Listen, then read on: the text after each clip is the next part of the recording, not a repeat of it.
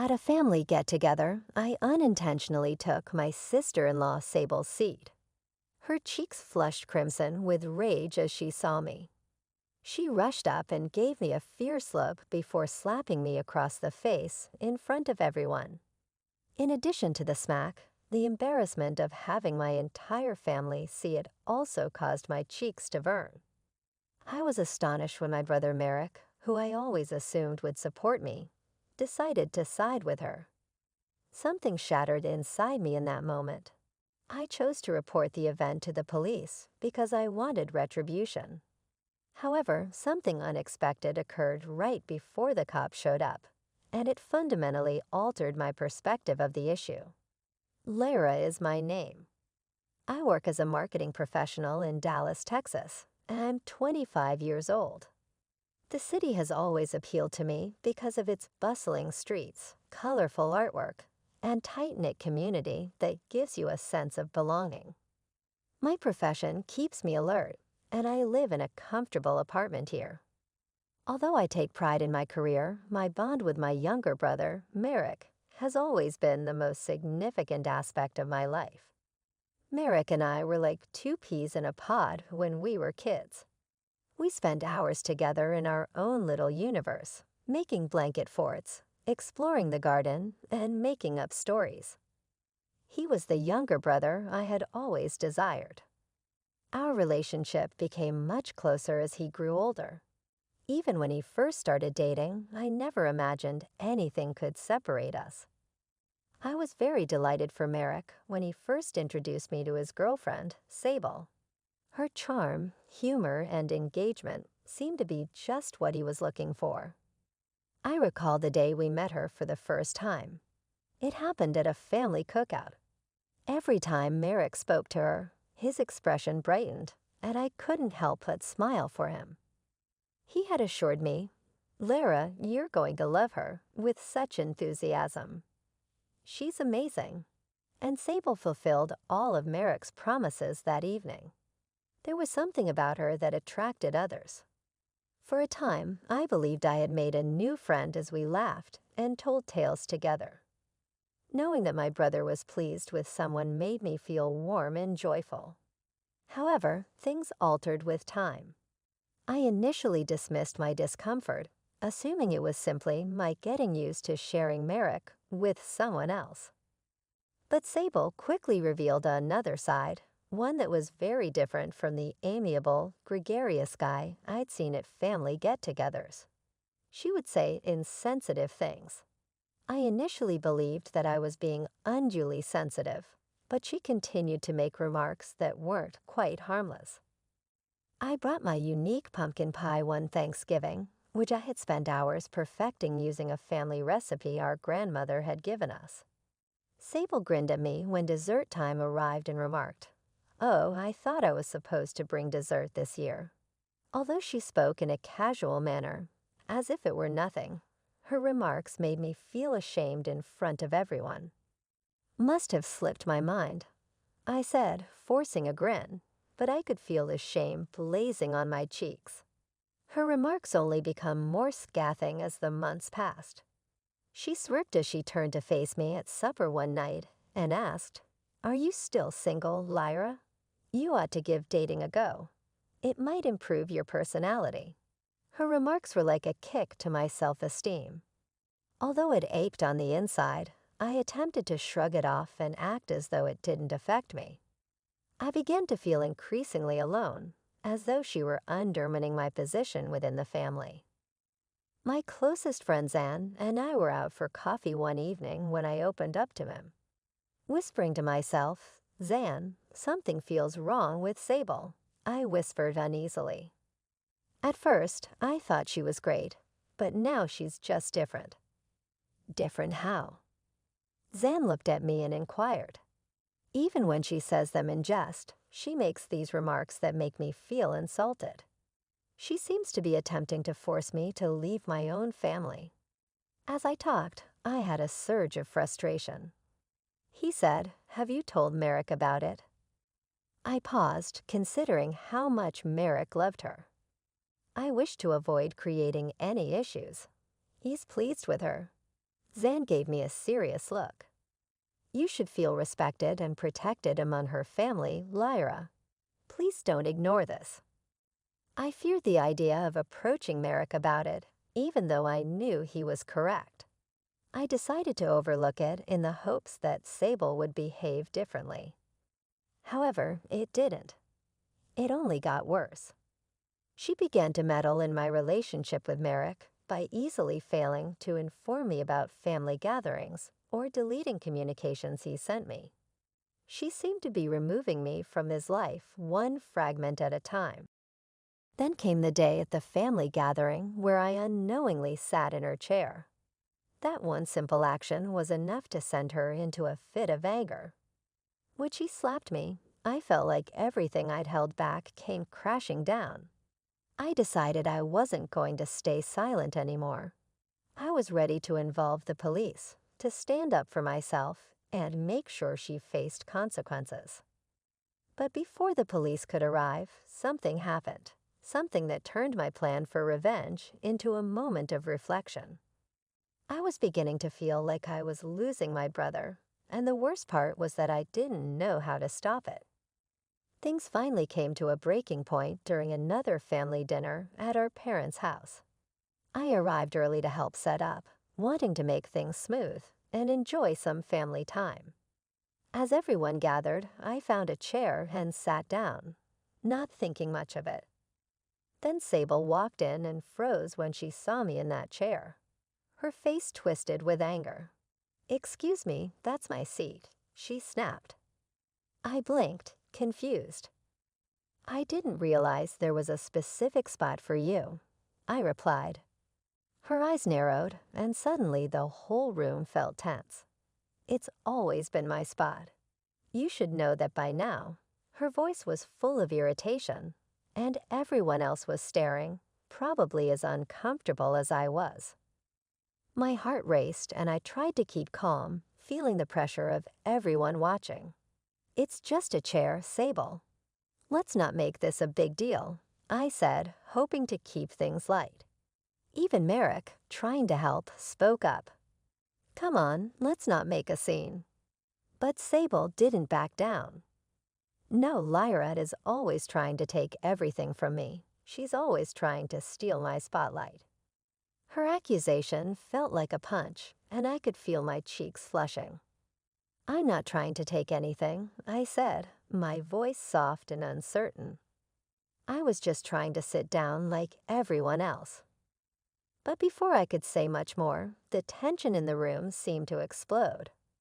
I knew this moment would change everything in our family, and I realized I had to deal with it, not just for me, but for Merrick too. I felt like a storm was building inside of me, ready to finally break free. After the dinner, things got chaotic. My mind kept spinning with Sable's harsh words accusing me of trying to take everything from her. Family had always been my safe place, a space. I felt supported and loved. Now it felt like it was turning into a battleground, and I didn't know why. Later, Merrick reached out to me with a text that read, "Can we talk?" "Sable feels terrible about last night." I sighed, guessing he was trying to keep the peace, as he always did. I wanted to respond with something sharp, but instead, I replied, "Sure, I'd like to talk too." We met at a park that weekend. It was a sunny day, but I felt weighed down by the situation. Merrick walked over looking nervous, his brow creased with worry. "Lyra, I'm really sorry about what happened last night," he said, looking like he wanted me to forgive her right away. I looked at him, struggling to put my feelings into words. "Merrick, it's not just about the chair. It's how she treats me, the things she says. They're hurtful." I wanted him to see the full picture, to understand why this wasn't just a small issue to me. Merrick sighed, his shoulders slumping. "I know she can be intense, but you have to understand, she's been under a lot of stress lately. Maybe it would be better if we all just tried to avoid conflict." A surge of disappointment washed over me. "Merrick, avoiding it won't make it go away. I feel like she's pushing me out of your life, and I don't want that. Merrick's eyes softened, but I could see he was torn between me and Sable. I'll talk to her, he promised. Just give it some time. Days turned into weeks, and things didn't improve.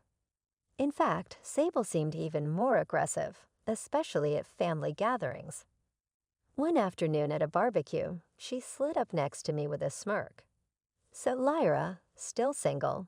You must be really picky," she said, her tone dripping with fake sympathy. My cheeks burned with embarrassment, but I tried to stay calm. "I'm just focused on my career right now, Sable," I replied, hoping to end the conversation. "Right, because that's working out so well for you," she shot back, laughing in a way that felt like nails scraping across a chalkboard. It was as if she wanted me to feel small and uncomfortable. After that, I started confiding in Zan, my best friend, more and more. I felt lost, desperate for someone to help me make sense of this situation. One evening at our favorite coffee shop, the comforting smell of coffee filled the air as I stirred my drink absent-mindedly, spilling my frustrations to him. "It's like I'm walking on eggshells around her," I told him, feeling exhausted. "I feel like anything I say or do sets her off." Zan looked at me, his face serious with concern. "Have you ever thought about looking into her past? There might be a reason for her behavior," he suggested. I hesitated, not sure how far I wanted to go with this. My mind raced with doubts, but I also knew I couldn't keep living like this, feeling like I was losing my brother and my family to this constant tension. I felt uneasy about digging into Sable's past. It seemed like an invasion of privacy, and I was worried it might just make things worse. "Sometimes you need to understand the enemy to defend yourself," Zan replied, his voice steady and firm. His determination radiated toward me, and reluctantly, I began to consider the possibility. After a lot of inner conflict, I decided to look into Sable's past. It didn't take long before I found troubling information online. I uncovered mentions of toxic relationships and even a few restraining orders filed against her by former partners. My heart pounded as I read through these details. Who was this person my brother had chosen to marry? Feeling both anxious and resolute, I decided to share what I'd found with Zan. "She has a past that worries me," I told him. "This might explain why she's acting this way." Zan's face grew serious as he took it all in. "Lyra, you need to confront Merrick with this information. He deserves to know who he's really dealing with." That evening, I finally found the courage to invite Merrick over for dinner. I wanted it to feel like old times, hoping the familiar warmth of our shared meals might ease the tension. When he arrived, I noticed the stress lines on his face, as if he'd been carrying a heavy burden. "Thanks for coming, Merrick. I made your favorite chicken Alfredo," I said, smiling and trying to lighten the mood. "Thanks, Lyra." "It smells great," he replied, but I could see the worry etched in his eyes. Once we sat down at the table, I took a deep breath, knowing this conversation could change everything.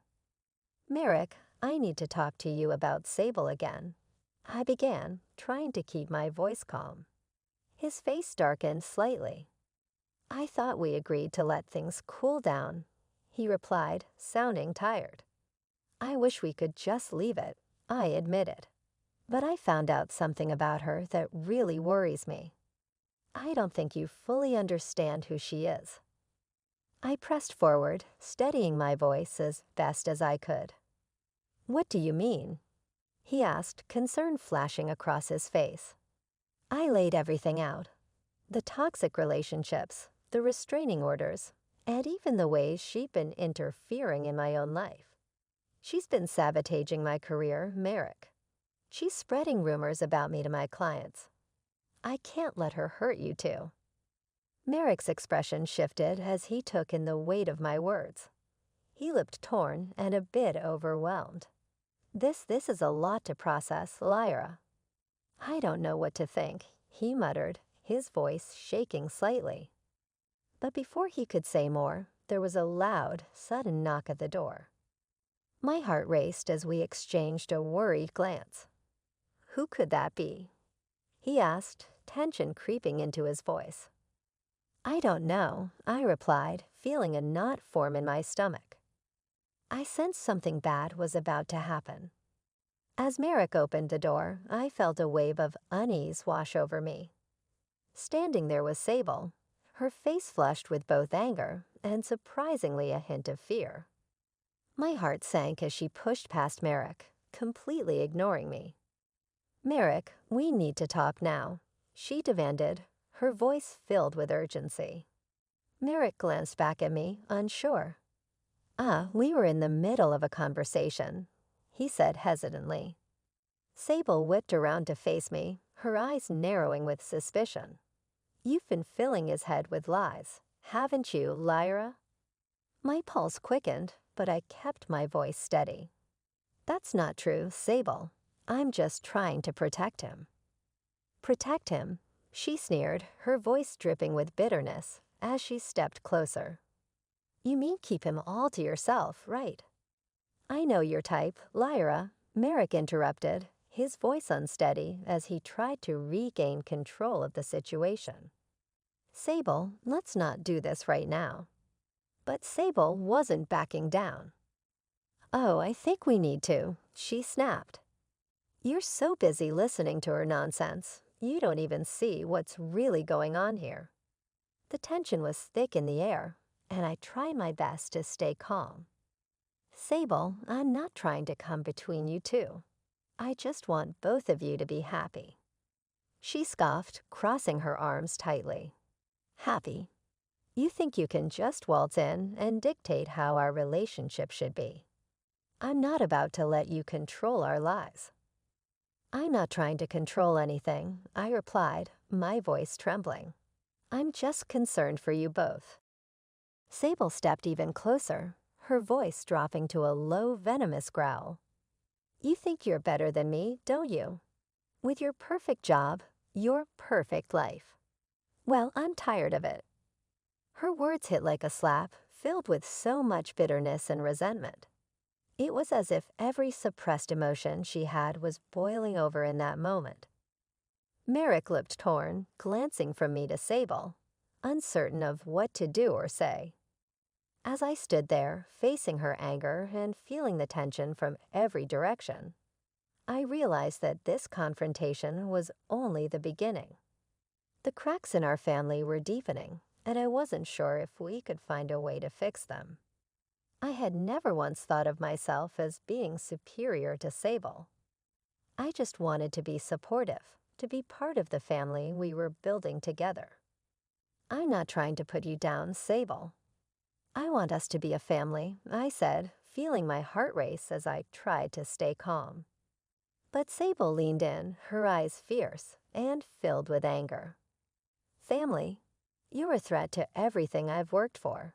You've been trying to tear us apart since day one," she hissed. A surge of anger bubbled up in me. "I have never tried to tear you two apart. I just want my brother to be safe," I replied, my voice shaking. But before I could finish, Sable's face twisted with rage, and in a sudden, shocking move, she slapped me hard across the face. The sound of her slap echoed in the room, and I stumbled back, stunned by both the pain and the shock of what had just happened. Merrick's eyes widened in disbelief. "Sable, what the hell?" he shouted, clearly shocked. I touched my cheek, feeling the sting radiate through my body. Tears welled up, but I fought to hold them back. "You can't just hit me and expect everything to be okay," I said, my voice trembling with a mix of hurt and anger. Sable took a step back, her expression shifting from rage to something that almost looked like regret. I didn't mean to," she mumbled, but her voice lacked sincerity. "No, you meant it," I shot back, my frustration finally boiling over. "You've been manipulating everything and everyone around you." Merrick looked between us, his face a mix of confusion, concern, and anger. "This is not okay, Sable. You can't treat Lyra like this," he said, his voice firm. The tension in the room was thick, but I felt a small wave of relief that Merrick was finally standing up. But as I looked at Sable, I could see how deeply broken the situation had become. Her face grew cold, and her voice took on an icy tone. "I'm done with this," she said suddenly. "You think you can just come in here and ruin my life. You're nothing but a spoiled brat." "Enough," Merrick shouted, his voice booming. "I can't believe this is happening. I thought we could work through our issues, but you've crossed a line, Sable." His voice shook with a mix of anger and disappointment. The weight of the moment settled over us like a dark cloud. I realized then that this fight had gone beyond just Sable and me. It was tearing apart the very fabric of our family, and I wasn't sure if anything could fix it. Just then, the sound of sirens filled the air outside, and my heart began to pound. A police car had pulled up in front of the house. I felt my stomach drop as I processed what was happening. "What's going on?" Sable asked, her voice shifting from anger to panic. Merrick turned to her, his face filled with disappointment. "I don't know, but it looks like someone must have called about the altercation," he said, his tone heavy with regret. As the police officers approached the door, a wave of uncertainty washed over me. The situation had spiraled far beyond anything I'd ever imagined, and all I could do was brace myself for what was about to unfold. The reality of what had happened was sinking in, and I knew nothing would ever be the same again. One of the officers stepped inside, his expression serious. "Ma'am, we received a report of an altercation. Can you tell us what happened?" he asked, looking directly at Sable. Sable's face shifted as she looked at the officer, a hint of panic creeping into her eyes. I didn't do anything," she stammered, her voice trembling. "I just had a disagreement with her." "A disagreement?" Merrick cut in, frustration boiling over.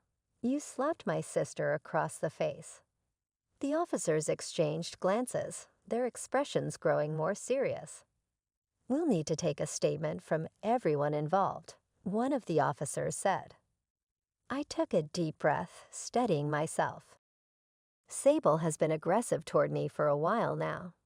This isn't the first incident," I explained, trying to keep my voice steady. Merrick looked at me, his eyes wide with a mix of disbelief and regret. "Lyra, I didn't want it to come to this. I thought we could work things out." "Clearly, that's not going to happen," I replied, feeling a rush of mixed emotions. Part of me wanted to protect my brother, to spare him the pain, but another part of me needed him to understand just how serious this was. As the officers took our statements, I could feel Sable's anger simmering beneath the surface. She glared at me, her voice dripping with bitterness. "You're ruining my life. You think you're the good sister, but you're just jealous," she spat, her eyes filled with resentment. "Jealous," I replied, my heart pounding. "I just want you to be honest with yourself and with Merrick." Once we finished giving our accounts, the officers stepped aside to discuss the situation among themselves. The tension in the room was palpable as we waited, each of us lost in our own thoughts. I could see Merrick's face torn between loyalty to Sable and the truth he was finally beginning to see. Sable stood there, her hands clenched, her face a mixture of anger and fear. As we waited for the officers to decide on the next steps, I felt a wave of sadness wash over me. This wasn't how I had ever imagined my family would be. I had hoped for a sister-in-law who would bring us closer, not one who would tear us apart. But standing there with the weight of the past few months pressing down on me, I knew that there was no turning back. This night had unraveled everything I thought I knew about my brother and his wife, and as the officers returned to us, I braced myself for whatever was to come. The family we once were was gone, and I wasn't sure if we could ever find our way back. I took a moment to speak quietly to Merrick, my voice soft but serious. Merrick, you have to see how toxic she is. I'm really worried about you. He ran a hand through his hair, looking torn and uncertain. I know things have been difficult, but I love her, Lyra. I just need some time to think, he said, his voice almost pleading. Before I could respond, the officers returned. Ma'am, one of them said, looking directly at Sable, we are placing you under arrest for assault. What? You can't do this. Sable shouted, her voice rising in pitch, desperate. It's just a misunderstanding. She continued to protest as the officers cuffed her and began to lead her away. I watched her go, feeling a complex mix of relief and sadness. This was a turning point I hadn't imagined, but maybe it was the only way forward.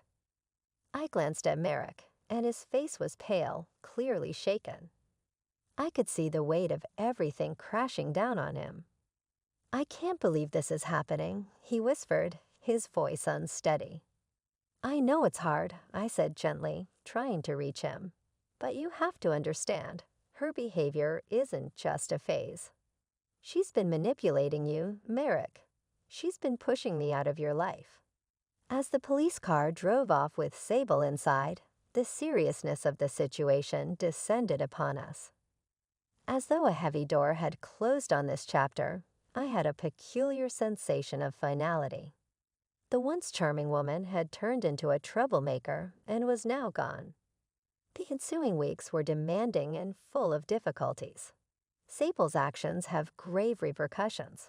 She received a 3-year jail sentence after being accused with assault.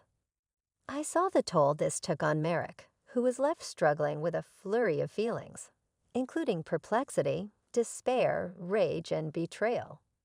We spoke about everything that had transpired for hours on end, gradually figuring out the indications of her manipulation that he had overlooked. He started to see how profoundly she had impacted both his sense of self and our family as we worked through everything. Zan remained at my side the entire time, providing consolation and support. His calm strength helped me heal, and his presence made all the difference. He grasped my hand as we sat together in my flat one evening. Lyra, you're really powerful. I'm proud of you for standing up for yourself, he remarked in a kind voice. Thank you, Zan, I said, my heart bursting with appreciation. I couldn't have done it without you. After giving things some thought, I saw that I had gained some really important knowledge about love, loyalty, and the value of defending oneself. After confronting a poisonous environment head-on, I came out stronger and more resilient than I could have ever dreamed. I had new optimism for the future as I gazed out my apartment window over the Dallas skyline. Knowing that I now had the strength to shield myself and the people I cared about from harmful influences, I felt I was prepared to face whatever was ahead. I felt strong, self-assured, and ready to begin a new chapter in my life that was genuinely mine.